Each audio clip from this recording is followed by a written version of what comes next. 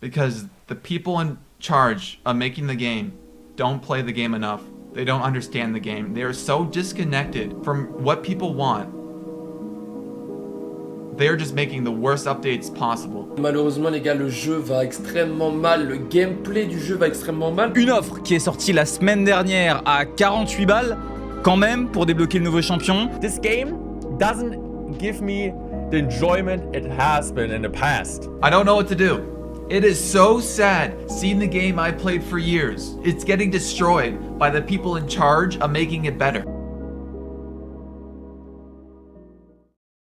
Clash Royale vous arnaque depuis le début, et plus précisément Supercell, les créateurs du jeu. Oui, c'est réel, l'entreprise vous considère, vous, les joueurs, comme une ressource à exploiter. Derrière ce jeu mobile qui prend l'apparence simpliste de passer du bon temps à jouer, se cache une facette bien plus sombre, pousser les joueurs à devenir dépendants du jeu et à les convaincre de dépenser toujours plus. Supercell connaît parfaitement les mécanismes psychologiques de l'addiction, et ils s'en servent pour tirer profit de ces joueurs sans scrupule. Ils créent une illusion de progression tout en ralentissant volontairement l'avancement pour inciter à sortir la carte bancaire. Car derrière chaque coffre, chaque mise à jour, chaque offre spéciale qui apparaît au moment exact où le joueur est le plus vulnérable à mettre du fric est malicieusement pensée pour maximiser la frustration et donc la tentation d'achat à des prix complètement démesurés, aussi cher qu'une pute. Supercell ne cherche pas à divertir, mais à rentabiliser. Dans cette vidéo de Dieu, je vais vous prouver par A plus B est égal à C plus je sais pas, que Supercell prend tous leurs joueurs pour des cons. Alors restez bien jusqu'à la fin, parce qu'après avoir vu ça, vous ne regarderez plus Clash Royale de la même façon.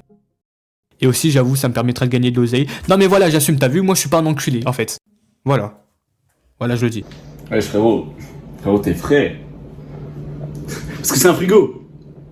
Avant de passer à la partie la plus pimentée de la vidéo, celle où on va balancer la sauce, il faut quand même que je vous fasse une petite présentation du jeu pour ceux qui ne connaissent pas. Clash Royale, c'est un jeu mobile développé par une entreprise finlandaise du nom de Supercell, sorti à l'international le 2 mars 2016. Le concept est simple, deux joueurs s'affrontent dans une arène, chacun possède 3 tours, 2 tours princesse à l'avant, puis une tour du roi à l'arrière, et le but est de détruire celle de l'adversaire à l'aide d'un deck composé de 8 cartes. Actuellement, le jeu comporte 121 cartes. Chaque carte représente soit une troupe, soit un sort ou un bâtiment et chacune nécessite une certaine quantité d'élixir pour être jouée, une ressource qui se recharge lentement pendant la partie allant jusqu'à maximum 10 d'élixir. Au final, le joueur qui détruit le plus de tours ou qui fait tomber la tour principale, c'est-à-dire la tour du roi, remporte la victoire. Chaque game gagné remporte environ 30 trophées, mais donc c'est également le cas pour les games perdus qui nous font perdre également environ 30 trophées. L'objectif est donc d'avoir le plus de trophées possible jusqu'à atteindre les 15 000 trophées où là le mode classé sera disponible, sachant qu'à partir de 10 000 trophées, ce ne sera plus 30 trophées gagnés ou perdus, mais 150 trophées pour chaque victoire et moins 150 trophées pour chaque défaite. Le mode classé commence de la ligue numéro 1 jusqu'à la ligue numéro 7 et encore une fois c'est le même système que pour les trophées sauf que là ce sont des marches. Donc pour chaque game remporté tu montes d'une marche et pour chaque game perdu tu descends alors d'une marche jusqu'à atteindre la ligue suivante. À partir de la ligue 7 on débloque le ladder où cette fois-ci ce sera classé en elo, donc comme les échecs. Le but est de monter le plus en elo sachant qu'il n'y a a priori aucune limite. Et c'est là que ça devient intéressant puisque tu es généralement considéré par les autres joueurs comme entre guillemets et même gros guillemets fort au jeu. En moyenne tu gagnes environ 30 elo par victoire et tu en perds autant en cas de défaite. Actuellement le record du monde est d'environ 4100 elo détenu par Mohamed Light, le meilleur joueur du monde. Et oui encore un arabe, encore un arbre. Pour vous donner une idée, le top 10 000 mondial se situe entre 2200 et 2500 elo, ce qui fait presque 2000 points d'écart entre le premier joueur et le bas du top mondial. Pour finir, il faut savoir qu'à chaque début de saison, d'une durée d'environ un mois, le classement est réinitialisé. Ça veut dire que tout le monde redescend à la ligue numéro 1 et il faut tout remonter à nouveau. Et oui, ça pète les couilles, je vous emmerde, Supercell. On va maintenant rentrer dans le vif du sujet, mais avant cela, je vais vous donner du vocabulaire car je vais utiliser des mots associés dont vous n'allez pas forcément comprendre la signification. Pour commencer, le terme pay to win signifie payer pour gagner. En l'occurrence sur Clash Royale, ça veut dire que pour gagner des games, on est obligé de sortir la carte bleue. Ensuite, le terme free to play signifie gratuit, donc en gros, c'est l'inverse de pay to win. Tu gagnes sans mettre de l'argent. On a également le terme pay to fast qui là se traduit par payer dans le jeu pour avancer plus rapidement que les autres. Voilà, maintenant que vous avez le vocabulaire de base dont je vais employer assez fréquemment jusqu'à la fin de la vidéo, on va directement passer aux parties les plus intéressantes. Un débat qui fait extrêmement parler, que ce soit sur TikTok ou même les réseaux sociaux en général. Clash Royale est-il un jeu pay to win? Faut-il obligatoirement mettre de l'argent pour progresser dans le jeu? Pour moi, la réponse est oui et non. Je m'explique. En fait, dans Clash Royale, il y a en réalité, on va dire, deux mondes complètement différents. Il y a le premier monde qui représente la majorité des joueurs. Ce monde-là est compris entre les joueurs de 0 à 15 000 trophées et qui n'ont jamais atteint le top 10 000 mondes. Le top 10 000 mondes qui, je le rappelle, est accessible une fois avoir débloqué le mode classé, disponible à 15 000 trophées, en atteignant la Ligue 10, c'est-à-dire la Ligue Champion Suprême, et avoir su monter suffisamment haut dans cette ligue-là jusqu'à atteindre le top 10 000 mondes. Autant vous dire qu'il y a 99% des joueurs qui sont donc dans le premier monde, et vous en faites d'ailleurs sûrement partie, tellement vous êtes gaze sa grande daronne. Pardon. En vrai, là, je pars en couille, en vrai. Non, mais je le sais, mais je suis vraiment désolé. En fait, pour la faire courte, on retrouve dans le premier monde les joueurs pas très actifs, les joueurs qui jouent de temps en temps quand c'est à la mode, et même les joueurs qui jouent souvent, mais qui ne sont pas assez forts. Et dans le deuxième monde, on y trouve les joueurs les plus forts de Clash Royale, qui ont une vision extrêmement précise et claire sur le jeu. D'ailleurs, petit instant flex, car j'en fais partie. Voilà, saison dernière, j'ai fini top 8000 mondes, et j'ai terminé top 1800 mondes en 2 contre 2. Voilà, je sais, je suis trop fort. Bref, du coup, on s'en pète une couille, et pour revenir à la question de Clash Royale est-il pay to win? Je pense très sincèrement que dans le premier monde, non, le jeu n'est pas du tout pay to win, mais que dans le deuxième monde, oui, le jeu est pay to win, et pas qu'un peu. Wow, Kiroi, doucement, tu vas trop vite, il y a trop d'informations. Tranquille, beau gosse, tu vas comprendre. Commençons par mon avis à propos du premier monde dans lequel je pense qu'il n'y a pas besoin de mettre de l'argent dans le jeu pour monter en trophée. Putain, wesh, première fois j'arrive à dire une phrase sans bégayer. Sans bégayer. Déjà, information très intéressante à relever, plusieurs streamers tels que Wallegri par exemple ont créé de nouveaux comptes afin de tester si c'était possible de monter sans mettre un seul sou dans le jeu, c'est-à-dire en free-to-play. Et dites-vous qu'il a réussi à atteindre les 15 000 trophées et à finir top 996 en fin de saison. Certes, on peut dire que c'est parce que c'est un excellent joueur faisant partie du top France. Déjà, non. Et j'ai moi-même fait cette expérience en recréant un compte et sachez que j'ai atteint 10 000 trophées, mais tellement facilement frérot, mais c'était trop facile. Non, j'avoue, en vrai de vrai, j'ai galéré. Bref, tout ça pour dire que si vous n'arrivez pas à monter sur le jeu, c'est pas à cause de vos adversaires qui ont mis 1000 € dans le jeu ou bien vous qui jouez en free-to-play. C'est parce que vous êtes claqué sa grand-mère. Non, je déconne. Enfin non, je déconne pas, mais je déconne pour avoir déconné sur vous en déconnant. What the fuck, frère, mais qu'est-ce que je raconte ça, grand-mère la pute? Peut-être que vous manquez d'expérience ou peut-être que vous ne jouez pas assez, mais je peux vous assurer que le jeu fait en sorte que vous puissiez monter tout le temps et ce n'est pas à cause de vos adversaires ou qui que ce soit. La réalité, c'est qu'en payant dans le jeu, vous allez simplement monter plus rapidement qu'un autre joueur qui n'aura pas mis un seul sou dans le jeu. Donc dans ce contexte-là, le jeu n'est pas pay to win, mais en réalité pay to fast. Maintenant, parlons du deuxième monde, celui du haut niveau, et là, franchement, oui, il faut être pay to win pour monter. Déjà, un détail très important à souligner, comme à son habitude, Supercell sort à chaque nouvelle saison une nouvelle évolution. Alors, une évolution, c'est une amélioration spéciale ajoutée à une carte qui la rend un peu plus puissante, du moins c'est ce que Supercell affirme. Par exemple, le fût à squelette évolutif. En version normale, il lâche un seul fût, ce qui est logique, mais en version évolutif, il en lâche 2.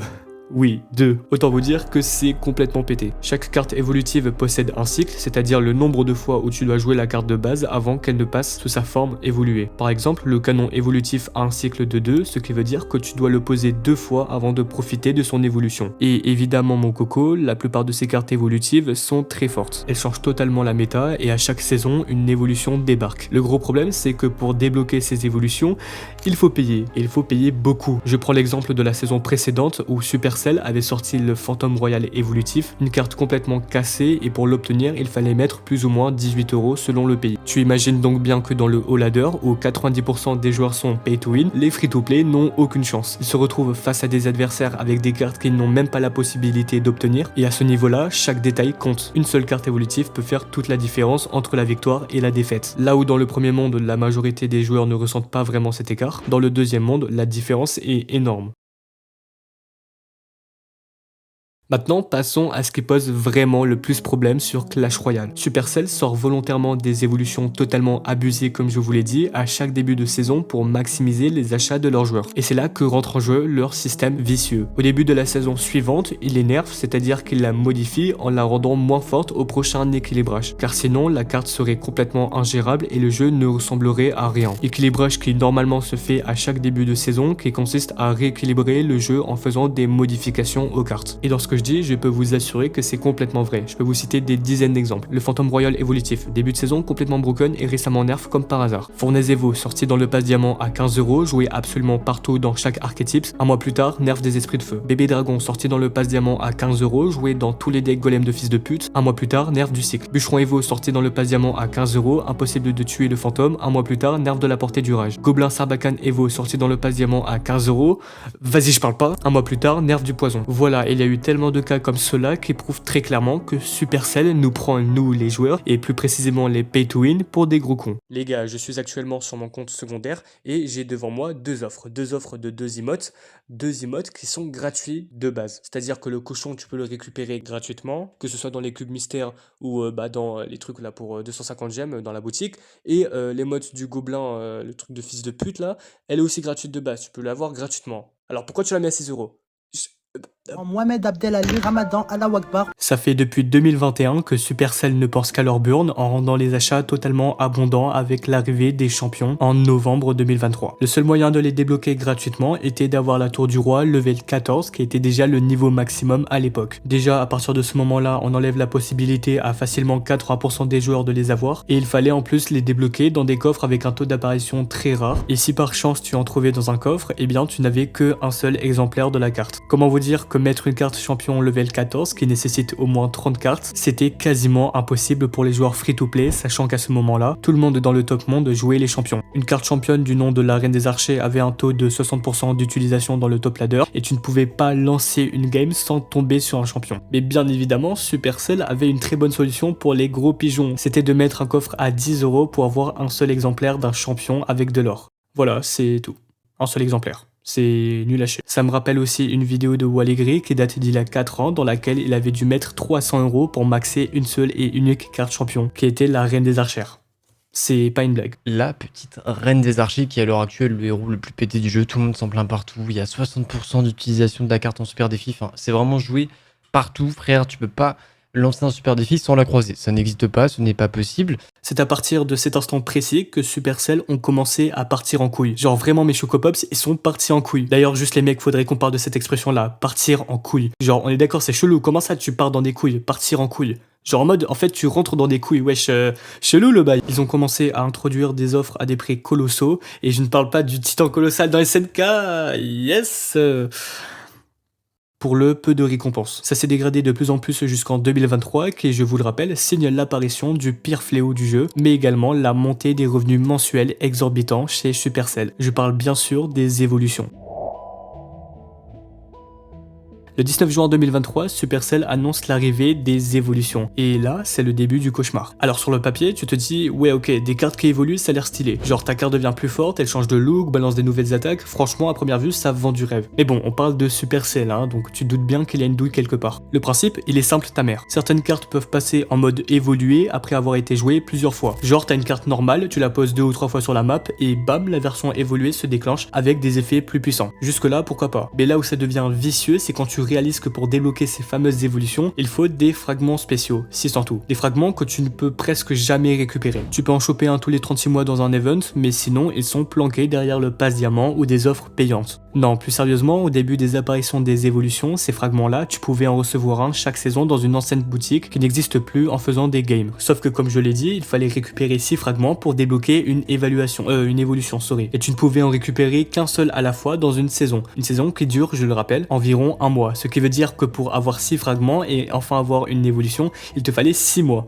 6 mois bordel de pute. Après sinon t'as juste à mettre 15 balles dans le jeu pour directement avoir les voix et puis basta je vous emmerde. Sachant qu'à cette période les évolutions étaient à leur prime, ça veut dire qu'ils étaient super fortes et le fait de ne pas en avoir une ou bien celle que tu ne joues pas dans ton deck car tu l'as level 6 fait une différence extrêmement extraordinaire durant tes games. Ce qui nous amène à aujourd'hui où chaque saison une évolution complètement cheatée débarque dans le jeu. Et là t'as deux options, soit t'as investi tes fragments depuis le début, ce qui soyons honnêtes est quasiment impossible parce que je ne connais personne qui est capable d'avoir le mental de jouer sans évolution pendant plus de 2 ans, soit tu sors 15€ chaque mois pour rester à jour avec la méta. Et soyons clairs, ça, ce n'est absolument pas un luxe pour tout le monde. La triste vérité, c'est que le système de Supercell, il marche comme une machine à laver. Première étape, ils sortent une nouvelle carte évolutive complètement pétée. Deuxième étape, tout le monde l'achète. Troisième étape, un mois plus tard, il la nerf. Quatrième étape, et boum, nouvelle saison, nouvelle carte payante, et on recommence. C'est un cycle sans fin, parfaitement calculé, et honnêtement, faut le dire, c'est du génie commercial, mais pour les joueurs, c'est juste l'enfer. Je me suis dit que ça pourrait être sympa de ramener un joueur pro afin de lui poser diverses questions sur Clash Royale, que ce soit sur sa façon de penser sur le jeu actuel, ou bien directement avoir le point de vue de quelqu'un qui fait partie des meilleurs joueurs au monde. C'est donc pour cela que j'ai interviewé KOH, le meilleur joueur français Logbait. Du coup les mecs, on est avec KOH, un joueur français professionnel, KOH qui est donc spécialisé dans les decks Logbait, des decks qui sont principalement basés sur les cartes cycles, donc par exemple la bûche, le feu à gobelin, la princesse, etc. Du coup pour commencer frérot, je vais te laisser te présenter pour les personnes qui ne te connaissent pas, pour en savoir un peu plus sur toi. Ok, bah du coup, moi c'est KOH Uko. J'ai 19 ans, je joue à Clash Royale depuis quasiment le début du jeu. Et aujourd'hui, je fais des compétitions, je fais les CRL et tout, et je joue en top ladder. Voilà. Pour commencer, la première question dont je vais te poser, c'est celle-ci. Selon toi, Clash Royale est-il un jeu pay to win, pay to fast ou autre chose? En fait, selon moi, tu peux être très avantagé par des offres qu'ils ont proposées. Par exemple, j'en souviens à une époque, il y avait une offre à 120€ à la sortie des évolutions, et si tu prenais pas l'offre, bah t'avais pas les évos, donc t'étais très désavantagé. Donc je dirais que c'est pay to fast, parce que tu peux quand même t'en sortir même sans payer. Même la preuve, il y a des gens qui sont free to play et qui sont dans le top, mais je dirais que c'est quand même beaucoup plus dur, donc t'es bien avantagé si tu payes, quoi. Ok, bah en vrai c'est trop bien parce que c'est littéralement ce que je dis dans ma vidéo, donc en vrai on a le même point de vue sur ça, donc en vrai bah c'est nickel. Du coup prochaine question, penses-tu que le fait que Supercell propose sur le jeu des offres très chères ou du moins pas rentables, comme là récemment le Phantom Royal évolutif, a un impact pour les joueurs pros qui ne l'auraient pas acheté? Je dirais que oui, parce que bah tu prends l'exemple du fantôme, c'est pas le seul qu'on a eu, mais il y a eu plein de nouvelles cartes comme ça qui sont sorties et qui étaient genre ultra dominantes. Moi je pense au Petit Prince, c'était encore pire, ou le Phénix ou le Moine à leur sortie. Et c'est vrai que si tu l'as pas, bah c'est compliqué de monter, hein. Tu peux faire 100, mais en fait c'est comme si c'était 100 fois plus dur, quoi. Donc c'est sûr que c'est plus compliqué, quoi. Ok. Prochaine question, as-tu déjà ressenti qu'il fallait payer pour rester compétitif à haut niveau? Personnellement, oui, à certains moments. Bah, je te parlais de l'offre à 120€, bah, c'était en juin 2023, je crois. Si tu prenais pas cette offre, tu pouvais pas rester en top leader. Moi, j'ai pas pris cette offre parce que bon, 120€ c'est un peu cher. J'ai essayé quand même de jouer sans, mais j'ai beaucoup essayé, mais j'ai pas réussi. J'ai fait genre top 200 maximum, alors que de base, je fais des top 50. Donc, ouais, clairement, hein. Ok, du coup, prochaine question, comment vois-tu l'évolution du jeu durant ces dernières années? Est-ce qu'il est devenu meilleur ou on va dire plus commercial? Je pense qu'il est devenu plus commercial, hein. Surtout que, en fait, ça a pas l'air de s'arranger, parce que là, ils vont sortir le niveau 16, ils vont sortir les héros, encore des nouvelles évos et tout. Donc, je pense qu'on n'est pas dans la bonne direction, mais ça, tous les créateurs, ils ont déjà dit à Supercell, hein, mais donc bon. Si tu pouvais changer une seule chose dans Clash Royale, ce serait quoi? Bah, moi, je dirais franchement enlever troupe de tour, évolution. Et en vrai, je dirais que c'est les deux trucs qui ont le plus bouleversé la façon de jouer ces 2-3 dernières années, on va dire. C'est vraiment les troupes de tour et les évos. Bah... En fait, maintenant, à haut niveau, tout tourne autour de ça, tout tourne autour des évos que t'as, quand tu les as, et de la troupe de tour que tu joues. Donc c'est sûr que c'est pas le meilleur gameplay qu'on puisse voir, quoi. Je suis tout à fait d'accord avec toi. Je pense également que tu allais dire aussi les champions. Je pense par exemple aux capacités. Ce sont généralement ce qui fait la différence avec les champions. Je prends l'exemple de l'arène des archères ou bien le Golden Knight. En français, je ne sais plus comment on le dit. Le Golden Knight en français, je crois que c'est Chevalier d'Or, je crois, si je dis pas de bêtises. Et ouais, c'est ce que je me disais, les champions, ils sont aussi très très forts. Ouais, les champions, ouais. Alors après, maintenant, ils ont enlevé le cycle à 3 cartes. C'était ce que permettaient les champions. Ouais, c'est ce que j'ai vu. Du coup, ça dépend des situations. Des fois, c'est moins fort, des fois, c'est plus fort, mais c'est pas ouais, dominant surtout pour comme les ça, decks Logbait. Ouais. Pour les decks Logbait, je suppose que c'est un peu moins fort parce que le fait de cycler un peu moins vite, tu peux moins mettre des feux à gobelins. Je prends l'exemple de toi. Et ouais, en vrai, c'est un peu un désavantage, on va dire. C'est ça. Pour finir, est-ce que toi, tu te sens obligé de payer pour rester dans le haut du classement? Actuellement, je dirais que non. parce qu'en fait, ça fait très longtemps que je joue au jeu, donc j'ai un compte qui est assez bien max, avec pas mal de livres et tout. Donc actuellement, non, je prends même plus les passes, là, je t'avoue. Mais il y a une époque où oui, je prenais les passes et ça m'arrivait de prendre des offres quand je trouvais ça rentable. Mais enfin, si je faisais pas ça, j'avais pas les cartes max, donc je pouvais pas trop rester en compétition, quoi. En tout cas, merci à toi Kawash de m'avoir pu accorder un peu de ton temps et d'avoir pu accepter l'invitation. J'espère que les questions n'ont pas été très difficiles.